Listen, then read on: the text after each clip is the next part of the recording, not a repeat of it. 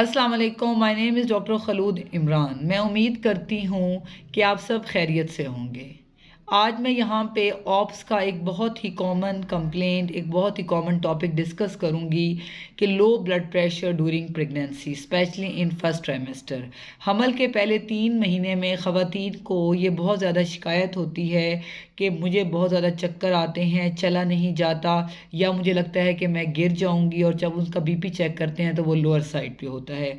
तो वो काफ़ी वरिड होती हैं और हमारे पास आती हैं और पूछती हैं कि इस लो ब्लड प्रेशर का हम पे या हमारे बच्चे पे कोई असर तो नहीं।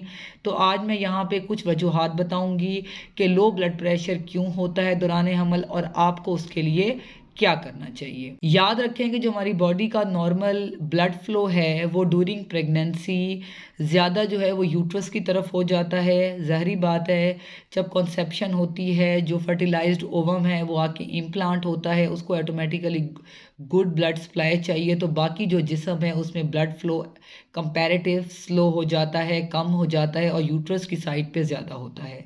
इसलिए जो है ब्लड प्रेशर जब हम चेक करते हैं या पेशेंट जो है वो अपने आप को वीक फील करती है, क्योंकि उसका अपनी बॉडी काफ़ी हद तक लो ब्लड फ्लो की वजह से उसको टायर्डनेस और वीकनेस फील होती है। उसके अलावा जो है उसका सेकंड जो मेडिकली इसका लॉजिक है वो ये है कि वेज़ोडाइलेशन हो जाती है under hormonal influence during first 12 weeks. जो पहले 3 महीने हैं उसमें वेज़ोडाइलेशन होती हैं, जो शरेयानें हैं वो डायलेट हो जाती हैं और पंपिंग ऑफ ब्लड जो है वो स्लो हो जाता है, ताकि ज़्यादा से ज़्यादा ब्लड जो है वो टुवर्ड यूट्रस जाए।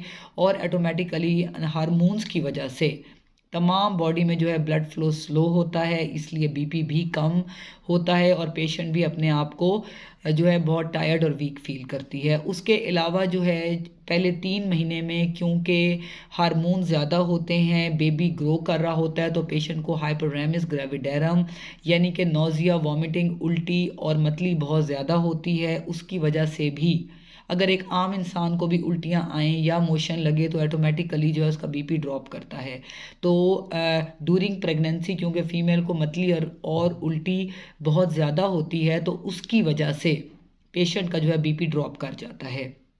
ये तो वो वजूहात हो गई जिसकी वजह से जो है पेशेंट का बीपी लो होता है। उसके अलावा मैल न्यूट्रिशन, वो फीमेल जो अच्छा खाती पीती नहीं है, ज़ाहिर बात है उल्टी की वजह से, मतली की वजह से बाज़ लोगों को दिल नहीं करता या बाज़ लोगों के पास अवेलेबल नहीं होता। दोनों सूरतों में जब फीमेल की जो बॉडी है वो हेल्दी नहीं होगी तो ऑटोमेटिकली बीपी लोअर साइड पे होगा। तो अब आपने करना क्या है?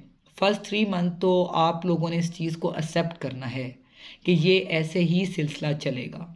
याद रखें, बहुत सी दवाइयाँ हैं, बहुत सी ड्रिप्स हैं जिससे बीपी बेटर हो जाता है, लेकिन कोशिश करें कि वो आप इस्तेमाल ना करें। मैं वो रिकमेंड नहीं करूँगी आपको, क्योंकि जैसे कि बाज़ डॉक्टर जी बीपी लो हो गया तो फ़ौरन नॉर्मल सलाइन की ड्रिप लगा दी, जो 0.9% आती है, या जो है वो डिफरेंट जो है वो टैबलेट्स की फॉर्म में हमारे पास बहुत सी गोलियां हैं और भी इंजेक्शन हैं जिसकी वजह से बीपी को हम हाई अप कर सकते हैं, लेकिन ऐसा नहीं करना। आप कोशिश करें कि आप थोड़ी थोड़ी देर के बाद, हर 2 से 3 घंटे के बाद कोई स्नैक लें और पानी का इस्तेमाल बहुत ज़्यादा करें। अगर नहीं लिया जाता तो निमकोल एक बेटर ऑप्शन है, ओआरएस के साथ उसके 2 से 3 ग्लास लाजमी लें।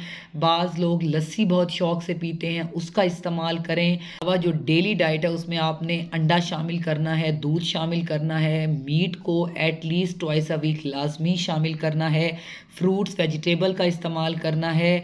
आपको कुछ भी मना नहीं है लो बीपी में, आप सब कुछ खाएं लेकिन हेल्दी डाइट खाएं, ताकि आप और आपका बच्चा दोनों सेहतमंद रहें। Stay safe, stay healthy. Thank you so much. अल्लाह हाफिज़।